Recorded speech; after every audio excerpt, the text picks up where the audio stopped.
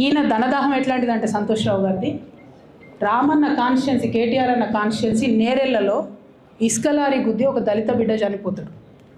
సరే, దాని మీద పాపం అక్కడ ఆ రోజు అందరు యాజిటేషన్ చేస్తే ఈయన సంతన్న అడ్వాంటేజ్ ఏంది, ఈయన కూర్చుంటాడు కదా సార్ దగ్గర, సీఎంఓలకి వెళ్ళి ఫోన్ చేసి అక్కడ ఉన్న పోలీసు వాళ్ళందరినీ ఒత్తిడి పెట్టి 7 దళిత బిడ్డల్ని కొట్టినరండి. 3-4 సార్లు 3rd డిగ్రీ చేస్తే ఇలా 7 కుటుంబాలు కూడా వాళ్ళు ఎందుకు కూడా ఏ పని చేసుకోలేనటువంటి పరిస్థితులలో ఆ దళిత బిడ్డలు ఉన్నారు. అది మొత్తం రాజకీయంగా బ్లేమ్ అంతా రామన్న మీదకి వచ్చింది. ధనదాహమేమో సంతన్నది, నేరం చేసిందేమో సంతన్న, వీడికెళ్ళి ఫోన్లు చేసి ఒత్తిడి చేసి కొట్టిపించిందేమో సంతన్న, చెడ్డపేరేమో రామన్నకు వస్తుంది.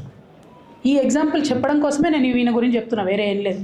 ఇక సరే, టానిక్కు వీనిక్కు ఈ వీటిలో వచ్చిన కేసులు ఏమవుతాయి? రేవంత్ రెడ్డి గారు ఆర్భాటంగా ఒక అనౌన్స్మెంట్ చేస్తారు. నేను ఇంతకుముందు చెప్పిన కదా, మ్యాచ్ ఫిక్సింగ్ ఎట్లుంటుందంటే 1 డే న్యూస్ అవుతుంది. టానిక్లో ఈయన మీద కేసు పెట్టిరారు, 3వ రోజు పోలీసు వాళ్ళు ఎఫ్ఐఆర్ కొట్టేసారు. అది మీరు ఇంకా కనుక్కోండి. కాజ్ చేసేసారు, కేసు మూసేసారు. ఏం అండర్స్టాండింగ్ ఉంది ఎందుకు మూసేసారు?